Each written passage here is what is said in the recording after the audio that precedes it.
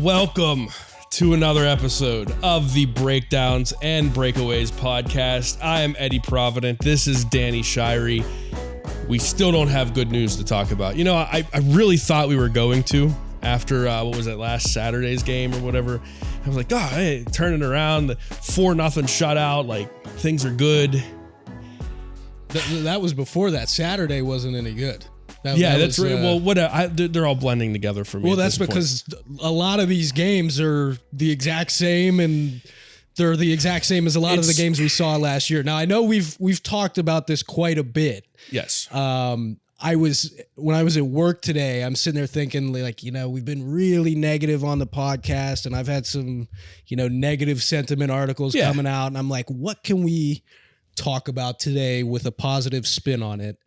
And then you text me out of the blue and you're like, I got some numbers. I've got numbers. He's got some hard-hitting numbers. So we'll get into those at some point. But when you told me that, and just to let everybody know, I have no clue what these numbers are. You have no clue what they are. Yeah, I told you I didn't want to know what they are. Yeah. So you even just assumed they were stats. They're not stats. Yeah, they're numbers. I assumed they were stats. So we can jump into those, but I'm assuming that they're not going to be particularly positive. No.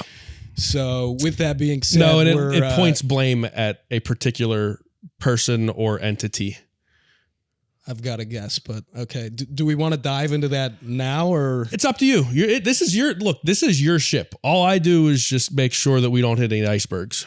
All right. Well, let's start with that, and then we'll see where that takes us. Danny, do you remember when Kyle Dubas was the general manager of the Toronto Maple Leafs? And the big thing in Toronto was that he had his core four. I do. And that was William Nylander,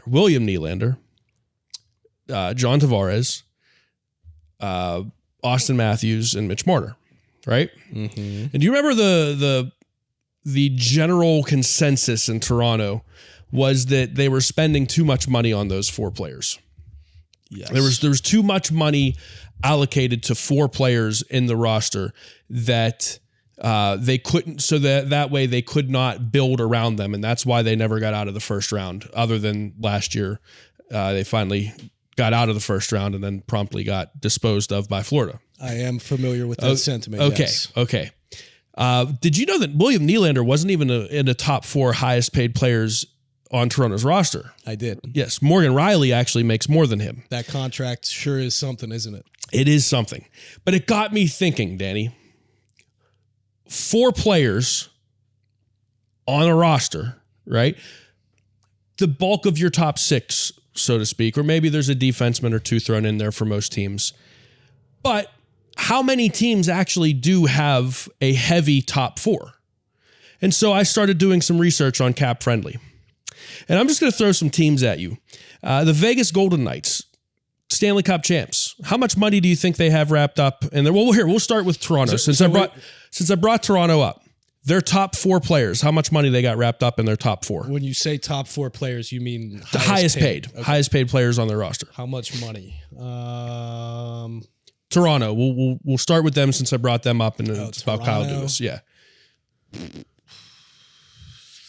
38 million. $41 million wrapped up in their top four. Okay. How about Vegas? Stanley Cup champs. They're defending champs. Perennial, other than 1 year, always in the playoffs. Tough team to play against. I want to say probably a little closer to like 35. 34.2. Pretty good guess. Okay. How about Colorado Avalanche? Recent Cup champ. Nathan McKinnon, who is now going to be the second highest paid player after Austin Matthews. How much you think they've got wrapped up? Colorado Avalanche. 38. 36.9. Okay. How about Boston? Not really a team that's known for being top heavy. They're normally a pretty... Yeah, well, they did just give... It's like a year and a half ago, they gave Hampus Lindholm a pretty good contract. Yeah, and Pasternak has a big deal.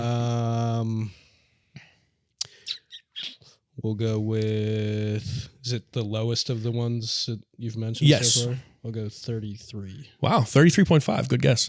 And then Florida Cup appearance last year. They've got $37 million wrapped up. I did include Bobrovsky in that, even though He's a goalie. I still think, it's top 4 players, highest paid players. Yeah, I mean, they're still spending the money. Right. Edmonton, 36.25.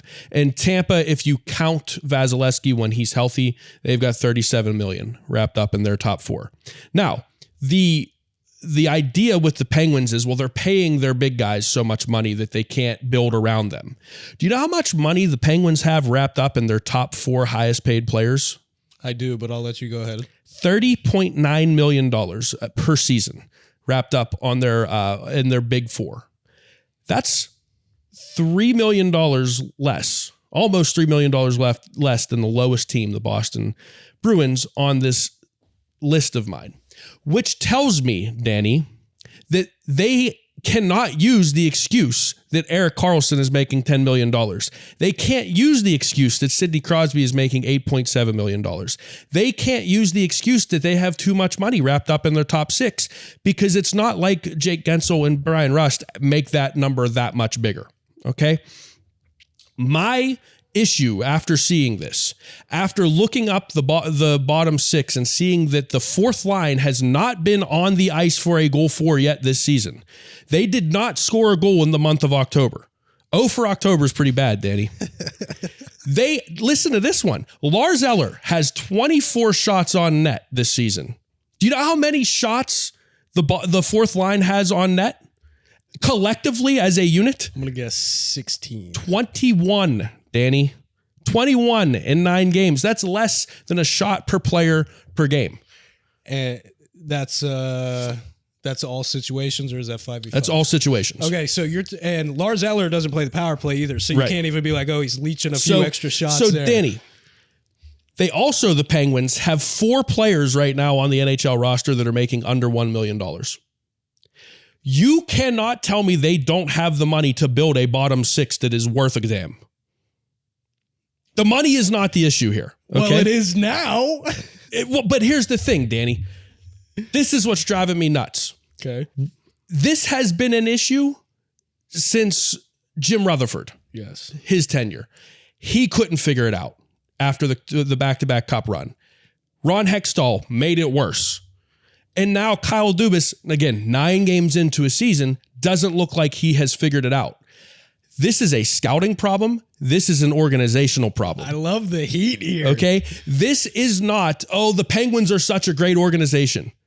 They're not a great organization if they can't take that money, $50 million freaking dollars, and put together a bottom 6 and a bottom defensive pair that's worth a damn in the NHL. It's insane to me that they have this much money to work with. Aside from Erik Karlsson, every single one of their stars are on a sweetheart deal right now, currently. And they can't make it work. Well, specifically Malkin at that cap. $6.1 million for Malkin and $6.1 million for Letang. Yeah. 8.7 for Crosby. And you mean to tell me you can't figure out how to put a 3rd line and a 4th line together that can put, I don't know, shots on net? Let's not even get the goals. Let's just get the shots on net. You know, bottom 6 has 9 points all season, and 3 of them are from Radim Sahorna, who's played 5 games. This is not on the players, because it's not the players' fault they stink. This is not on... Well, it is, but it's not their fault they got signed to a contract to play for the Pittsburgh Penguins. This is somewhat on Mike Sullivan, I think, but if you give him... Hang on, let me stop you there. Why... Not that I agree or disagree, but what makes you say this is partially on Sullivan? Because he's got to figure out how to put these players in better positions. Okay, but what if there's no better position for So that Jeff leads me to Carter? my next point. If you give a good chef bad ingredients, expired ingredients, that good chef can't do shit. And so while I think there might be some blame on Mike Sullivan, this comes down to Kyle Dubas and, more importantly, the Penguins' professional scouting department. I'm calling the organization out on this. This is crap. I love the now, intensity I have here. said my piece. The floor is yours. So it's interesting that... Okay, so I want to take this somewhere, but I'm going to kind of backtrack and cover for Dubas for a second. Okay. Because it's not Dubas's fault that Jeff Carter's making over $3 million a season. There are things that he couldn't do. And look, he got rid of Granlund. He got rid of some contracts that needed to be gone. So no, I don't want to sit here and say this is all on Dubas's shoulders, but the guys that he brought in have done nothing. Yeah. So you're handicapped a little bit with Carter's cap hit, and there's obviously nothing Carter's cap hit is what, 3? It's 3.125 per year. This is the final year of it. Okay, so let's add Carter into the top four highest paid on this team. Okay, that still doesn't get them to, or that just gets them past Boston. Carter's not an excuse for me anymore, unless you're going to talk about why is he even on the ice right now. Well, that's part of it. I mean, we could get into, there's no NHL. And that one's on Sullivan to me. That Carter is on Sullivan. I struggle with that too. Like, that's last year when they didn't have any options. For right or wrong, Sullivan covets having like a right-handed center that he can have for draws, regardless of how much that actually means. That is something that is important to Sullivan, and that is a big reason why Carter remained in the lineup last year, because they legitimately just didn't have anybody else. You know what I like having? A hockey player that's competent in the NHL. I don't care if he's lefty or righty. Look, I agree with you, and everybody who's watched this show knows how I feel about Jeff Carter on this team. But that's why I put blame on you. To your earlier question, why blame on Sullivan? Jeff Carter is why there's blame on Sullivan. If you're really a head coach and you really have some kind of ownership of this hockey team, then put your foot down and say, hey, listen, I need a guy that could actually play minutes that are worth a damn. So there's two things with that. One, and I want to move on from Carter here. Because we don't need another Carter. This is not the Jeff Carter podcast, even though we're getting there. The one thing is that Sullivan either genuinely believes that while Carter might not be a great player anymore, that he's fine in whatever role that they have him in now. Or it's a thing where he's just legitimately not going to put a player of Carter's stature who's won multiple cups and has scored 400 goals in the NHL, regardless of how bad he is now, he just won't put him in the press box. And I know there are certain coaches around the league who wouldn't do that, and Sullivan is probably one of them. I don't know how many would actually put him up in the press box. So again, I struggle with actually putting a ton of blame on Sullivan there too, because if it's hockey's got so many of those stupid culture things where, you can't put the 38-year-old vet who's won some cups up in the press box. But then when Sullivan's so tired of those excuses. I am too. And when Sullivan's sitting there telling the media, we're sitting here putting combinations together and putting a lineup together that we think gives us the best chance to win every night. I don't know how you can truthfully say that when you're penciling Jeff Carter into your lineup. So let me ask you this. No. Forget it, because I want to get to my other. Well, no, I do want to. But Okay. So let's go to your article that you wrote, your Point Break article that you wrote, and you talked about Raquel would probably be the guy that would go, and we talked about that last week too. So let's say your hypothetical scenario, Raquel and POJ for a third line center. Right? It was a third line. Yeah, my hypothetical was that if the Penguins get to that point and they need to move some significant salary off their books to bring salary in, Raquel would probably be that guy. And then I threw it out there that he would be part of some package with P.O. Joseph for a third line center, and then presumably another bottom six. Okay, winger. So you're bringing in two bottom six forwards. Who are the odd men out in that case? If Carter's untouchable, who are the odd men out? Matt Nieto. Well, yeah, I'm fine with that. But then what? Drew O'Connor, Zohorna. But Zohorna, But these are guys that are contributing. I get it, but have we not seen in the past a Zohorna? So then whose fault is that? Is my point. It's Sullivan's fault. So he's not spotless in this. No.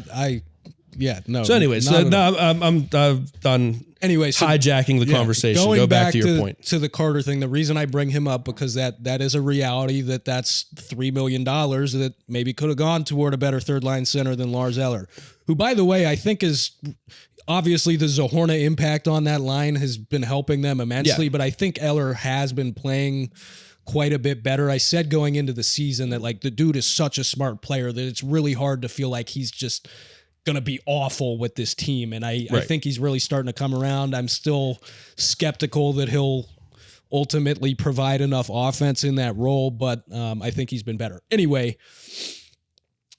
you've got the Carter cap hit that you have to deal with. You've got the dead cap hit from the Jack Johnson buyout.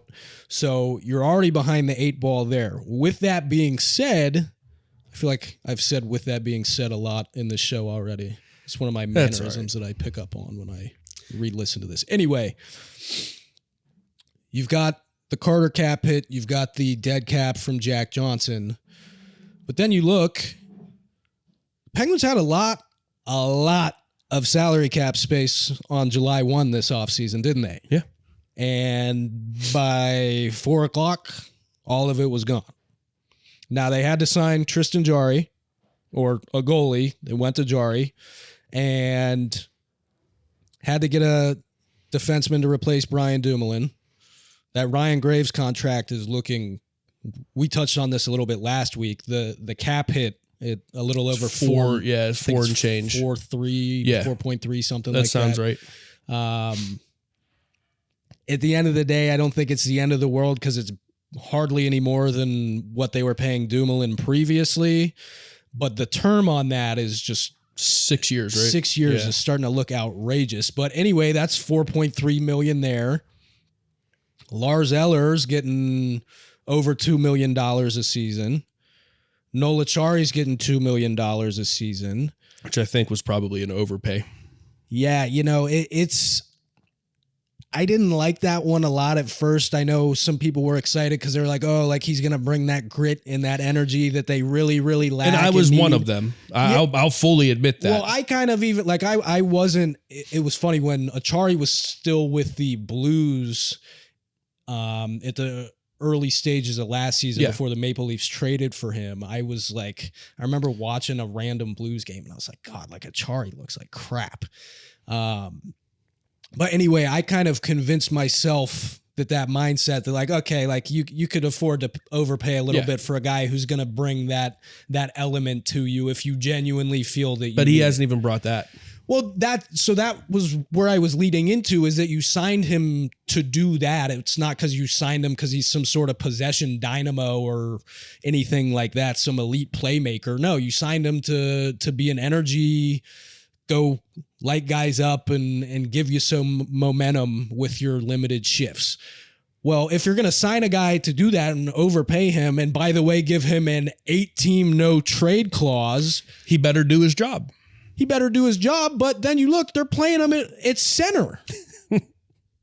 Achari is not a particularly great skater. He's got considerably below average puck skills.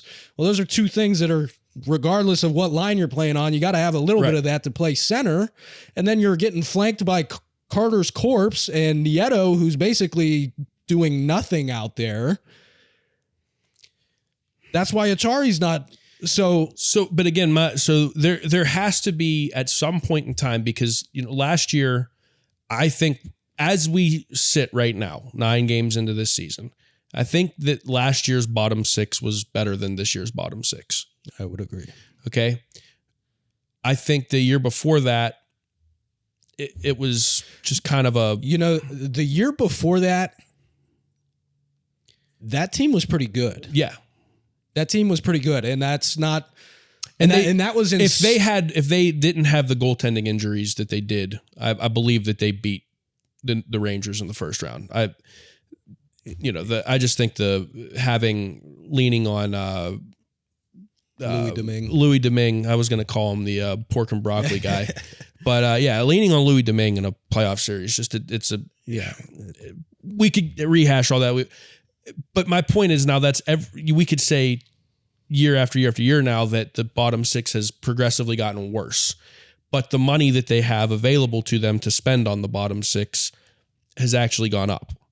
So at that point in time, again, that's not a coaching issue. That's not a player issue. That is a organizational issue, because it spans 2 different general managers now. So you can't even, I think we all can blame Ron Hextall, but this is beyond the GM. This is internal scouting, professional scouting, that like there's something going on there, that they're valuing something as an organization that doesn't need to be valued. I think my response to that would be, if a claim like that is going to be put out there, I think we would have to maybe identify a similarity within some of these players, and we'd also have to understand the actual relationship and dynamic between these professional scouts and the GM, because my understanding is that Hextall was a guy who didn't really lean on his support staff, like the analytics department and even, some of the professional scouts all that much. And it was more him and Chris Pryor kind of going all vibes on the roster construction.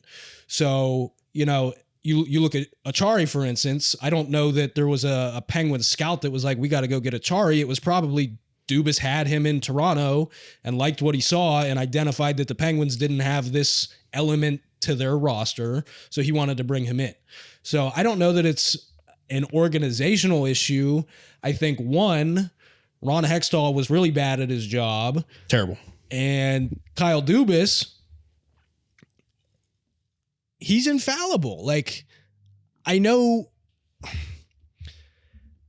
and I don't even want to like speak poorly of the job that he's done, but I think a lot of people when he was hired just assumed, especially coming off Hextall as general manager, a lot of people just assumed that like all of a sudden every single transaction, signing, trade is going to be better, is going to be amazing. And then he pulls off the Karlsson trade and everyone's, oh, good and then Lord. He pulls off the Karlsson trade, not only bringing in the reigning Norris Trophy winner, but shedding a bunch of dead weight. So that set the bar astronomically high for him. But if you go back and look at his time in Toronto, some of the things that he struggled with was building out a sufficient top six, or excuse me, a bottom six that could supplement the top six offensively. And he also struggled to properly address their goaltending situation over several seasons. Well, that's kind of what the Penguins are facing here right now. So I would say that, and again, it's super hard to know what all is actually going into, okay, we're signing Noel Acciari. Is that a Dubas, I'm saying we're signing him, or is it a collective effort kind of thing? But I would say that falls on him, because even if it is a collective effort, he's still the one signing off on it and approving the decision or whatever it is. So I'm not saying it's completely wrong what you're saying, but I don't think we have enough information to. One thing with like everything you're saying, one thing it makes me think of, and I realize this is the glaringly easy answer to all of this. Do you think that maybe, just maybe, Evgeny Malkin, Sidney Crosby, and Chris Letang in their primes all together just masked a lot of warts that maybe this organization did have? Of course they did. So that look at some of the supporting cast So that's my point. Is like we forget how bad some of those supporting casts were, because those three in their prime allowed us to forget that. I'm not saying that the three of them are not elite, but what I am saying is Sidney Crosby is not the same Sidney Crosby he was when he was 27, and Evgeny Malkin is not the same Evgeny Malkin he was 10 years ago, but so on and so forth. So maybe we're just at a point where the roster construction of this team has to have a little bit more, scoring pop in the third and fourth line. It can't be just putting out traffic cones, against these other teams, because they're going to get caved in like they've been this season, like they were last season for the most part. It's just, I think that this team needs almost like a fresh perspective. And again, I want to be careful how I say this, because I don't want it to sound like I'm saying Sidney Crosby, Evgeny Malkin, and Chris Letang and Erik Karlsson now. When you say fresh perspective, are you talking from like a roster construction standpoint? Yeah. Because did they not get that when Dubas came in?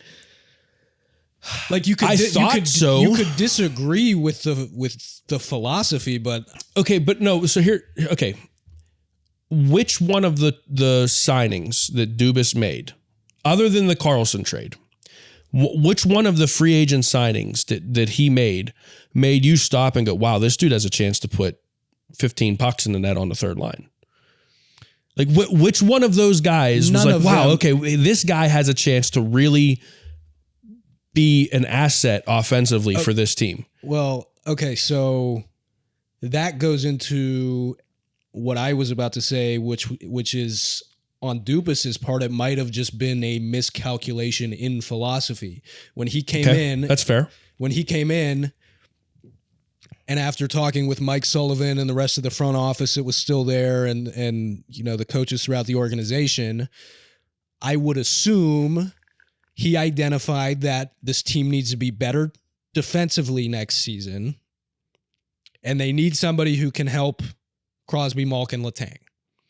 So obviously his big fish there was going out and getting Karlsson, getting the Norris Trophy winner, and saying this guy is going to add that extra elite element that we maybe have been lacking, or that can just augment what we already have, right? But within that, I think that the miscalculation was that we can go ahead and sign a bunch of these bottom six, quote unquote, defensive specialists because we're going out and getting Erik Karlsson, and that Erik Karlsson is going to provide enough to cover for the lack of offense from the bottom six. And I think that you look at it, even after they got Karlsson, you're kind of penciling out the lines and looking at the bottom six, and you're like, where's the goals going to come from here? And Dubas isn't an idiot, obviously. No, I think he's I honestly think he's one of the smartest, execs in the NHL. Toronto is my second favorite hockey team, and I follow 2 or 3 different podcasts that cover the Leafs just because I enjoy them. Like Steve Dangle is one of my favorite characters in hockey. And so I've got to see a lot of Kyle Dubas over the last 6 or 7 years, right? Even when he was working under the Italian guy, the old guy. Who was their GM before? The Italian guy? The old, why am I drawing a blank on his name? He was with the Devils. Now he's with the Islanders. Oh, you're talking about Lamoriello. Yeah, Lou Lamoriello. Lou Lamoriello. Yeah. I was like, I completely drew a blank on Lou's name. But getting to see what they thought about him and how excited they were about him, and then how that kind of tapered off as the years went on. I do think hearing him speak a lot, that he is an extremely intelligent guy that really understands hockey at a level that I think is where the future of hockey is going, where he's a hockey guy. He grew up around the game. He was Sault Ste. Marie. He Greyhounds. He was their general manager, won a championship with them, won a championship with the Toronto Marlies when he was their general manager under Lou Lamoriello. But he also understands the importance of the analytics side of the game and where that plays its part. This is not, to me, saying like the Penguins shouldn't have brought in Kyle Dubas. But I think you said it perfectly. I think it was a miscalculation on his part when he came in, and hindsight being what it is, I really wish there would have been, some more attention on the scoring side of the bottom six. I almost feel like if you're going to put all your chips on Erik Karlsson and say, with that move, say screw defense, I almost wish they just would have, gone 100% that way and just decided, hey, let's try to win games 8-5. Yeah. So I almost have to wonder if Sullivan had quite a bit of pull in bringing in guys like Nieto and maybe even Achari and certainly Lars Eller, because he had a firsthand look at Eller and all those postseasons when the Penguins were playing the Capitals, and Eller was actually one of the probably most savvy third line centers in the league. So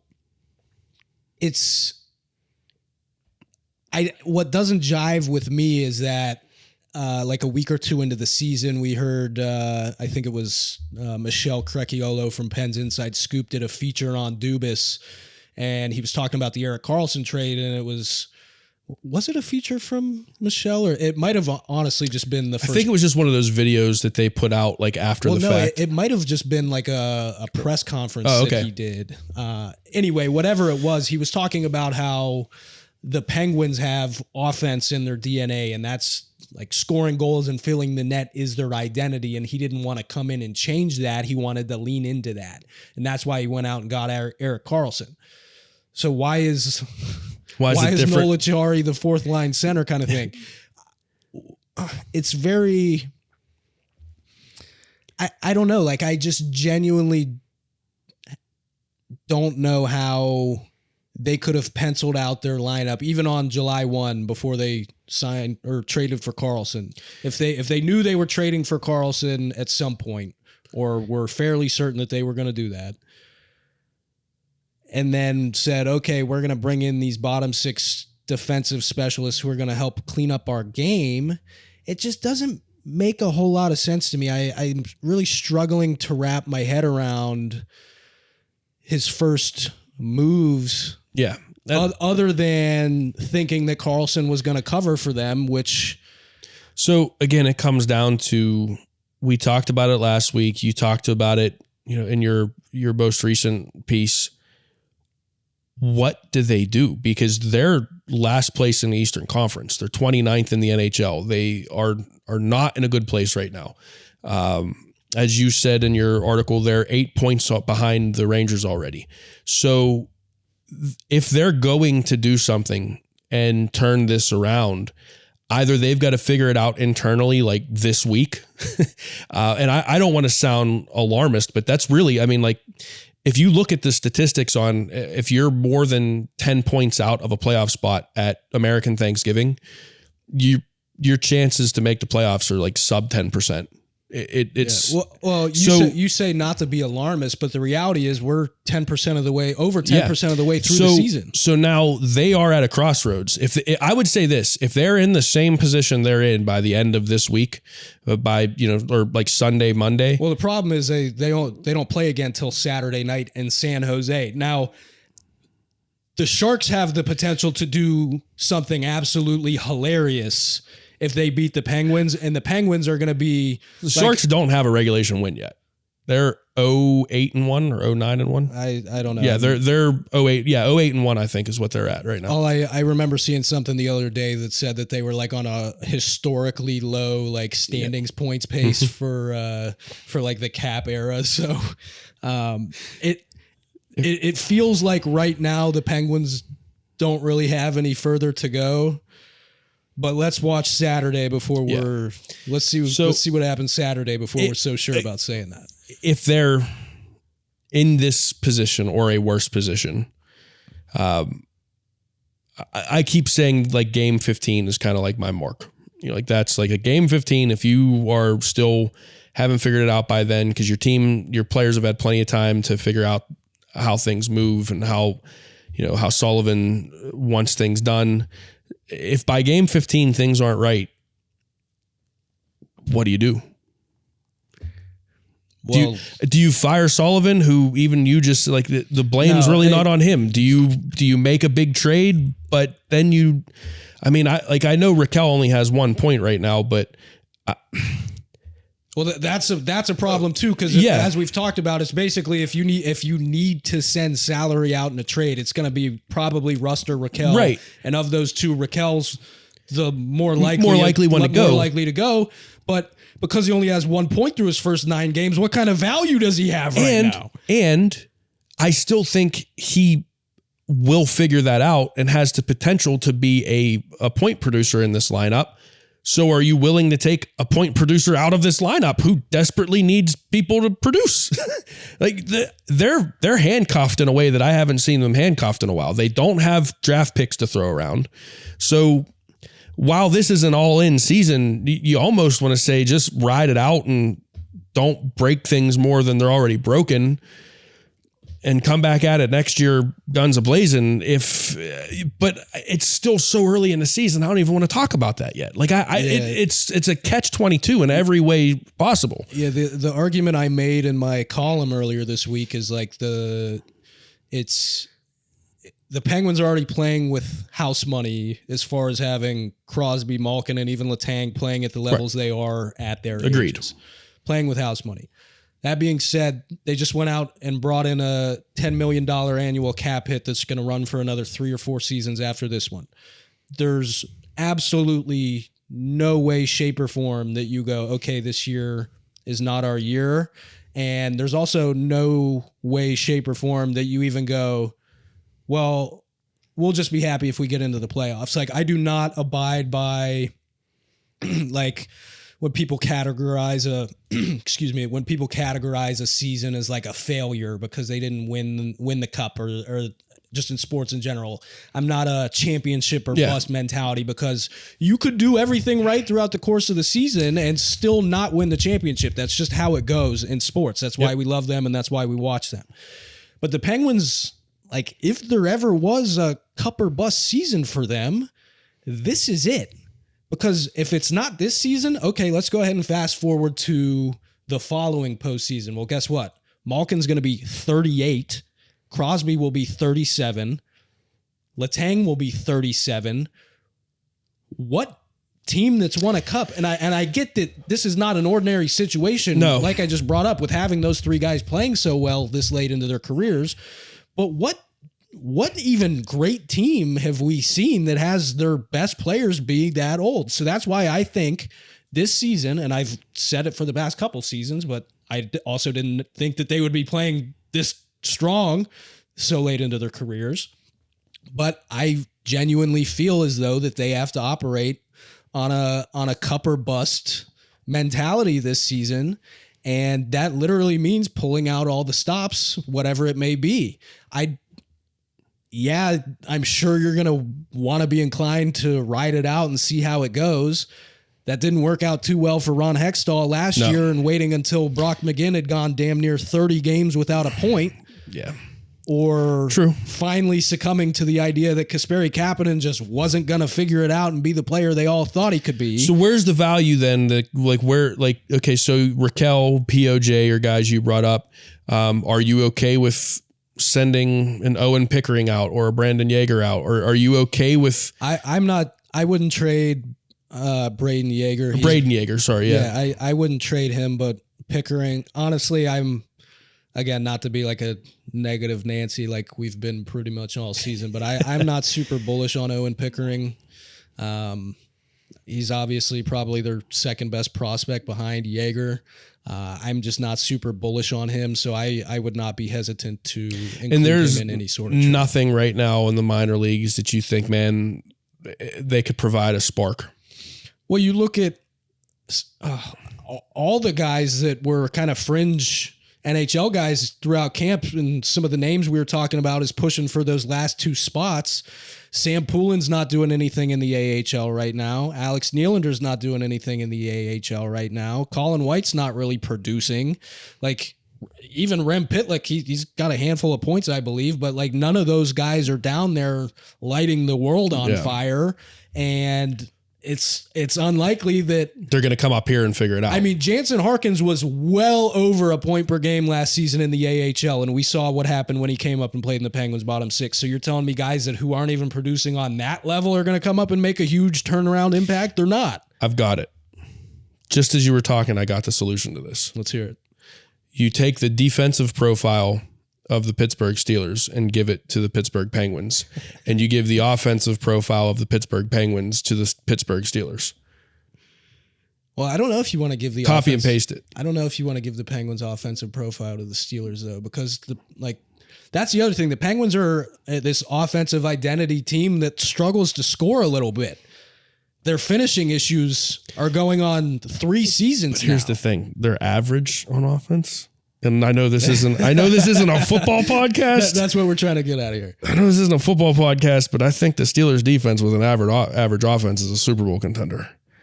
I don't know about that. Yeah, with an average offense, that defense is a little bit closer. But I'm just saying, like, if you just kind of, copy and paste the defensive profile and just kind of do a little cross-sport pollination, is that not how it works? I don't think so, buddy. Damn.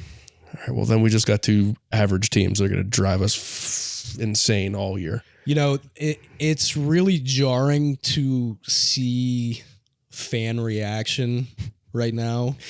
Like, you can tell the sports, not even like Obviously, the Pirates are just perpetually bad, but you know what? The Pirates might be they might be the glimmering hope right now.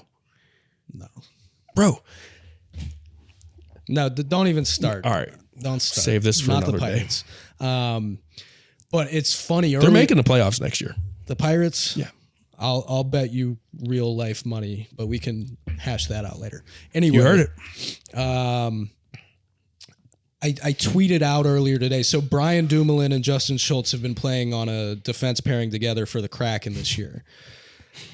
When I saw, it was either during training camp or like the first game of the season, I saw that they were playing on a pairing together. And the first thought I had was, oh my God, that pairing is going to be god awful. God awful. I looked today because I saw Dumoulin scored the other night. Of course he did. I looked today. That pairing at 5v5 has a 57% expected goal share. A 57% expected goal share. Now that's not going to last. And they have actual goals. The Kraken have been outscored by 2 when that pairing's out there. So I'm not expecting that 57% XG share to continue for them, but I thought it was funny if nothing else. So I went ahead and tweeted that. And, on like a normal week, it's just like, oh, yeah, like, they'll probably fall off. Or, oh, yeah, that's probably interesting. Didn't have a good day. The replies to that's what happens when you have good coaching and a system that's not putting you in bad spots. And I was like, oh my God, like the mob is out right now. Dude, trust me, I'd made the same mistake with Kenny Pickett, like saying that Kenny Pickett's not it. And I got it. Well, yeah. So the Yinzers in this town are really on edge right now. Yeah, it's when sports aren't good in this town, it is a noticeable change in how people act. I have to get this jab in just because I'm really not a fan of the dude. But when people were like, "Oh yeah, that's what happens when you have good coaching," or "That's what happens when you're playing in a good system," do you know who the Kraken's head coach is?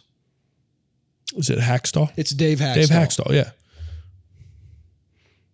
That, like, it took so much in me not to respond to those people and be like, their head coach is Dave Hackstall, right? Granted, he got a really good season out of him last year. They're going to be a good hockey team this year, I think. Yeah, they're decent. I honestly don't love their forward depth as much as I did a year ago. But anyway, I don't want this to get into a Kraken Dave Hackstall conversation. But the point is that the sports fans in this town are about to blow a gasket. Oh yeah. Yeah. So imagine if neither of these teams make the playoffs again. We go back-to-back years without either of them in the playoffs. Penguins and Steelers. This is going to be like our title was Code Red. How's Pitt volleyball doing this year? Top 10. There we go. There we go. That's Pitt volleyball. We're going to be a Pitt volleyball podcast. Hell yeah. Catch us at the Pete. That's right. Yep. Hey, listen, I got to do some photography for the regionals, the NCAA regionals last year. And they're an impressive, like the athleticism. I'm not going to turn this into a whole thing on women's volleyball, but like Rachel Fairbank is one of the craziest athletes that I've ever seen in my life. Like just the stuff that she could do. It's crazy. Anyways. I mean, I actually really enjoy watching volleyball. Like I'll watch it on like college volleyball if it's on the ESPN or something like that. Yeah. It's interesting to me. I'm sure you guys were all dying to know that I can watch a volleyball game. Anyway, this is how bad the hockey season has been so far. We are talking about volleyball. So probably time for us it's time to go. Call it a day. We'll be back next week. Same bat time, same bat channel, all the stuff. Subscribe, like, blah, blah, blah. Yeah. Hopefully things are better. I will say this. Next week's episode, I can't guarantee that it'll be a positive spin, but we will stray away from the negative Nancy talk, whether the Penguins continue to crap the bed or not. If they do. If they lose to the Sharks on Saturday, I don't think we could stray away. Here's the promise we'll make to the audience. If the Penguins lose to the Sharks on Saturday night. This show goes nuclear. All bets are off. Because we're recording Monday next week. Oh, that's right. I forgot about that. So it'll be fresh too. Okay. So if the Penguins lose to the Sharks in any way possible, any fashion, it's all bets are off for us. Yeah. If anything else happens, good or bad, we'll figure it out. But we're going to try and make it somewhat positive. We'll talk about how Sid and Gino are still averaging a point per game in their late 30s. Yeah, and everybody's going to be like, yeah, we already know. We're not listening to this crap. There you go. Anyway. See you next week. We're going to...